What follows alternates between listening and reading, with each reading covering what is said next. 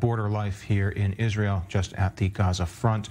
We are going to discuss more in studio, though. We have with us Yaakov Lapin, military and strategic affairs analyst at the Jewish News Syndicate and the Miriam Institute, as well as Marc Schulman, editor-in-chief of History Central, as well as an editor and columnist with Newsweek. Thank you both for joining us.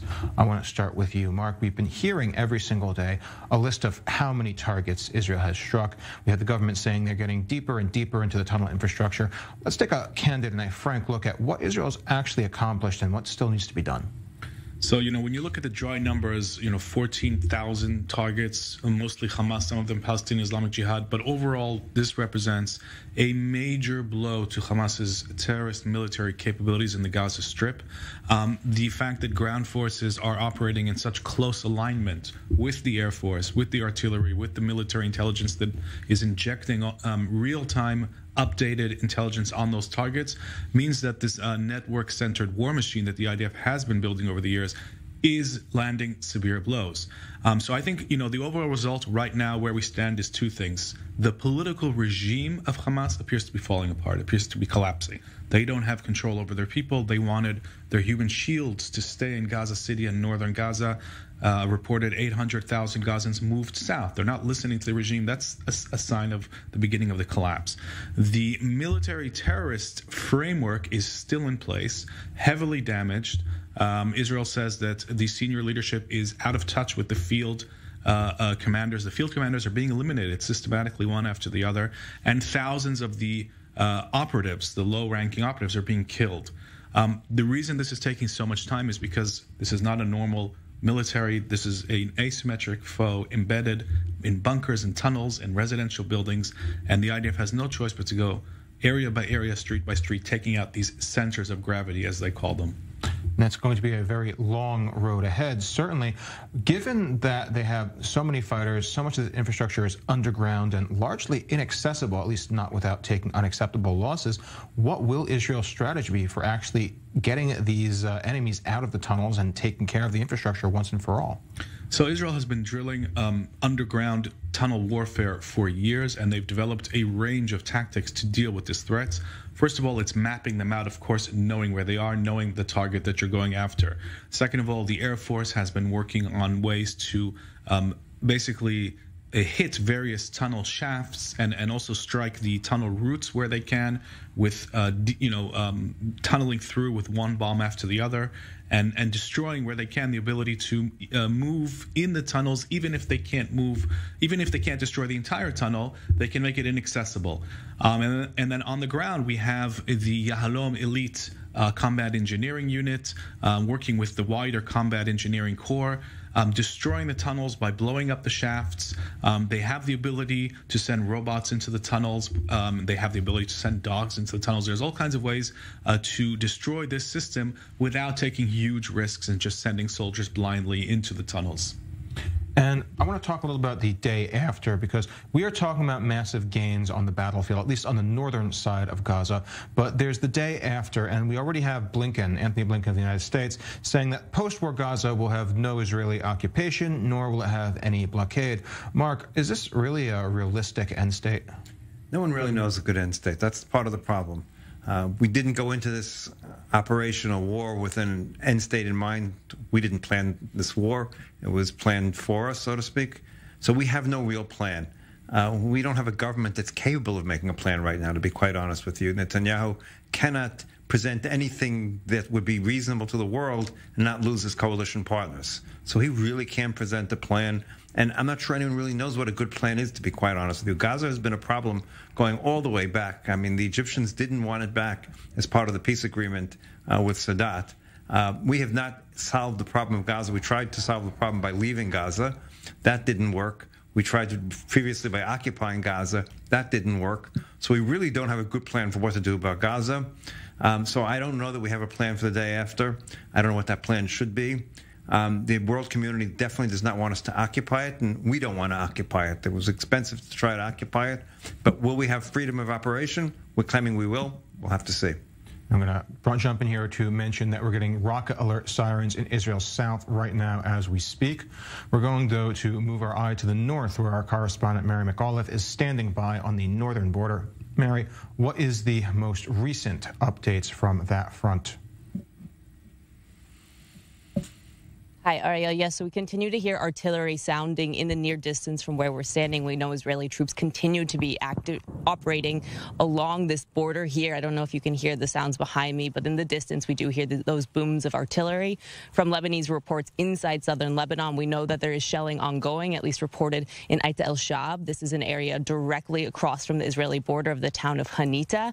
We've seen this area targeted many times from both sides. Hezbollah has targeted IDF observation posts in this area, and IDF has responded forcefully with strikes. Also, now we're seeing documentation from last night about heavy Israeli airstrikes coming out. The IDF putting out footage of what it shows was a weapons depot that was hit by these airstrikes. Just massive explosion. As you can see, the munitions that are detonated there just causing this huge fireball into the sky. But IDF says it is going to continue to operate on any attacks coming from within southern Lebanese territory.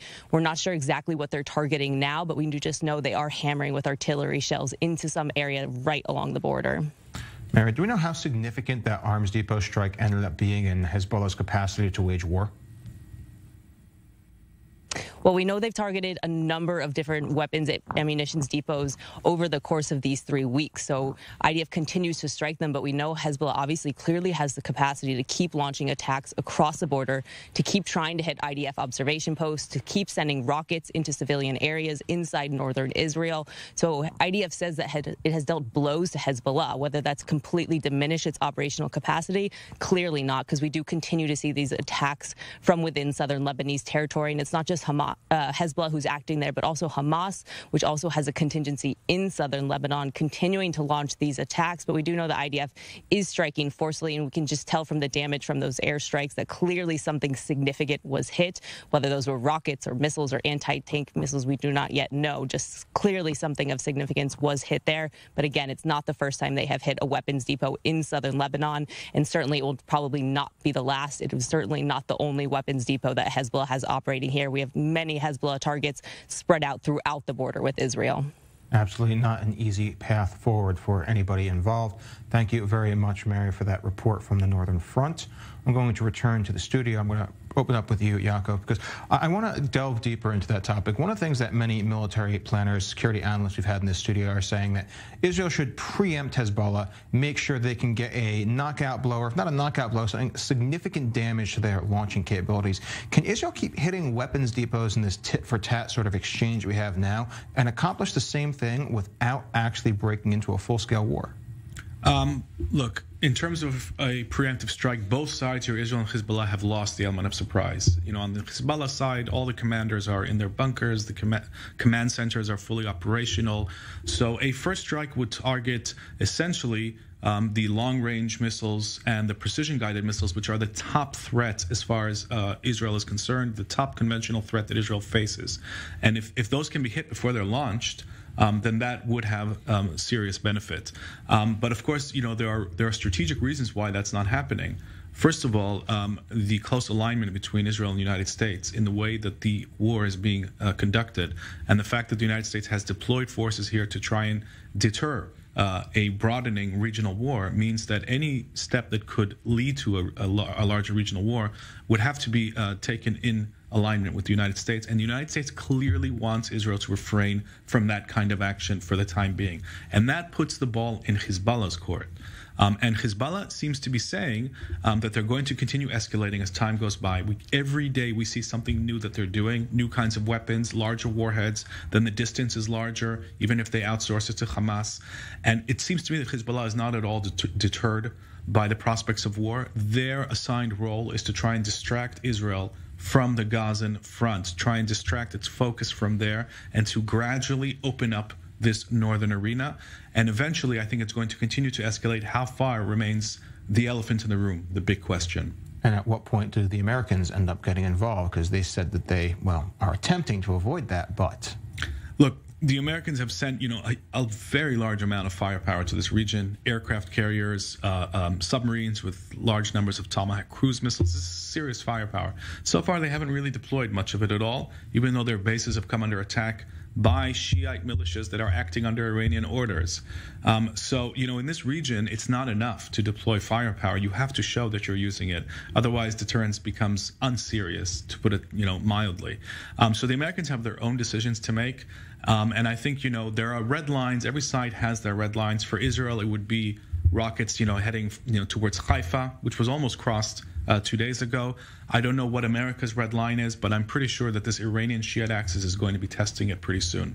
Absolutely. And I want to talk about the American other allies in the region, because who's become a major security partner for the United States and a hopeful one for Israel is, of course, Saudi Arabia, Mark. And we have seen since the beginning of this war, the Saudis have not been nearly as belligerent or bellicose as they might have been in the past in condemning Israel.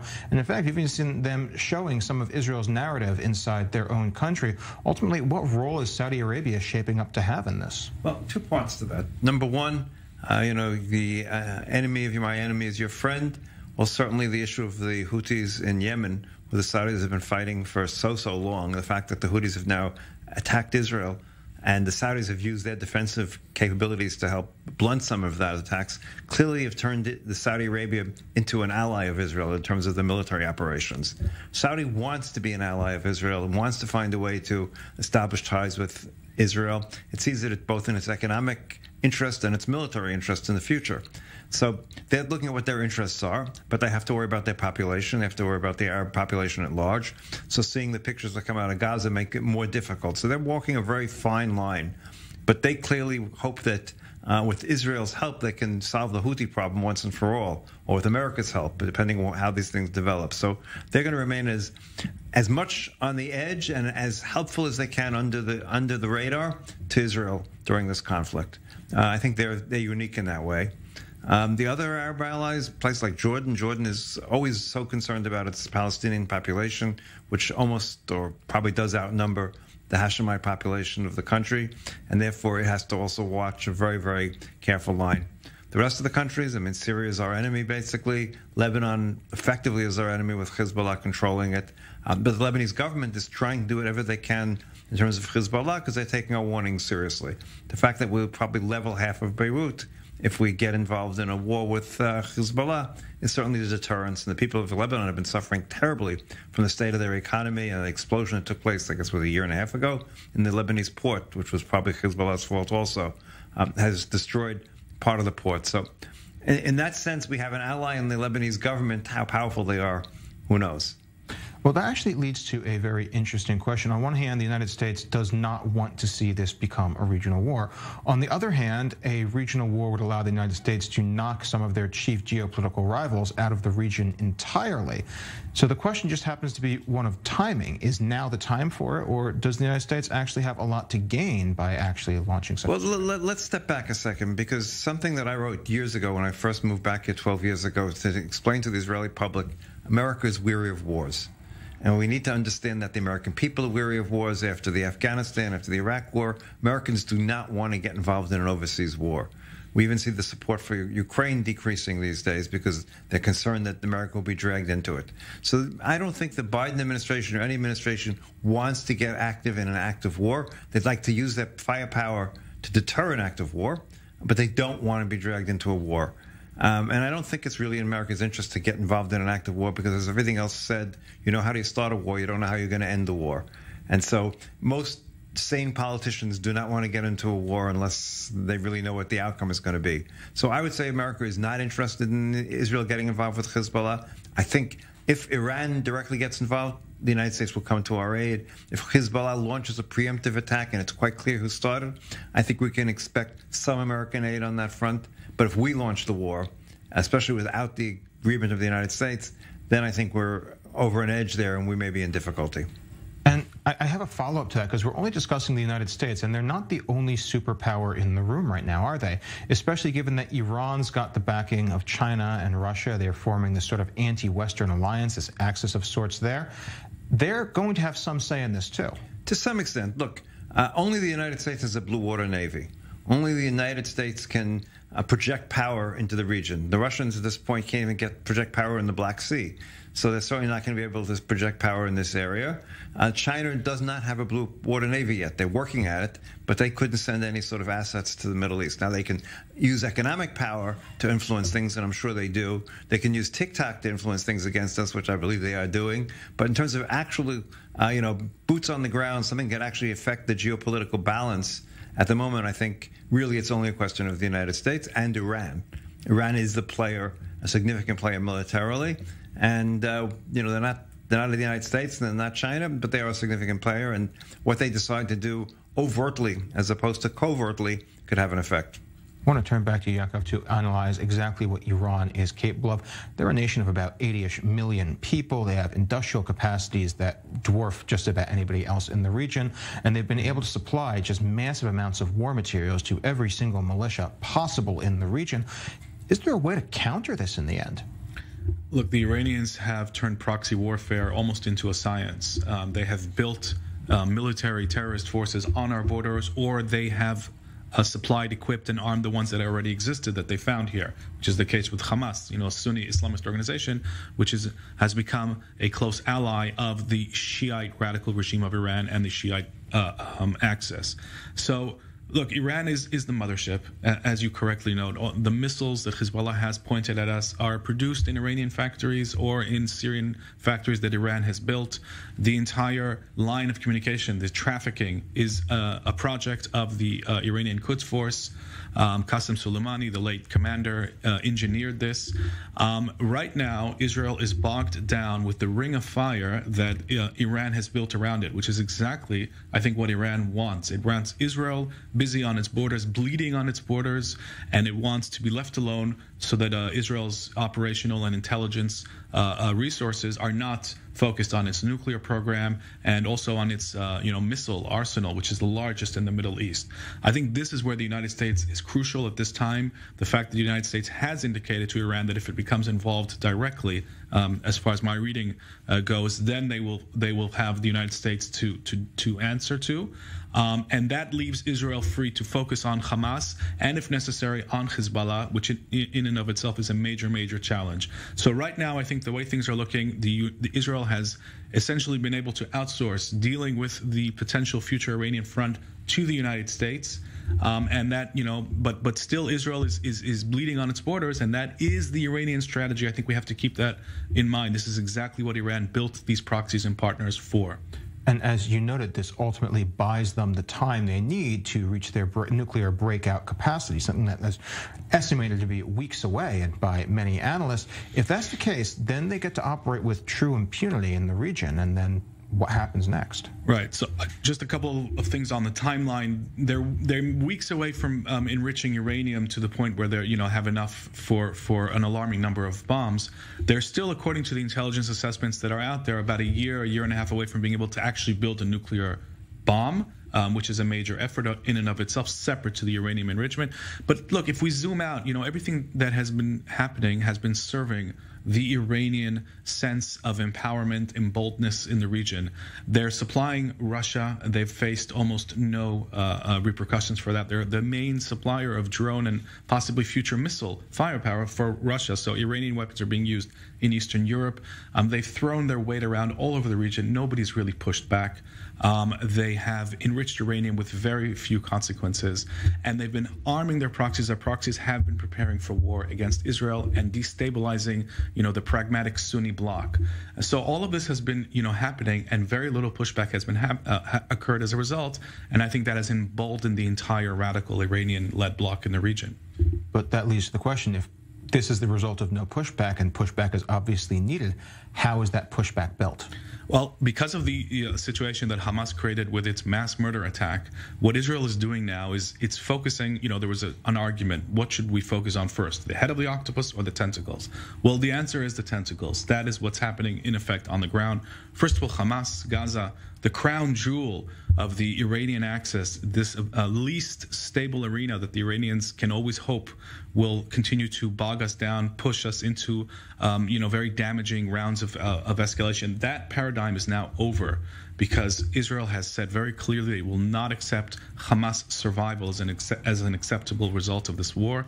I'm talking about the military terrorist army that is in Gaza. And so once that is removed, that actually frees Israel up to focus on the northern tentacle, which is Hezbollah. And so what we're seeing here de facto is a strategy that is forming, that is focused on removing gradually the Iranian ring of fire around Israel. And then what happens after that, we'll have to see.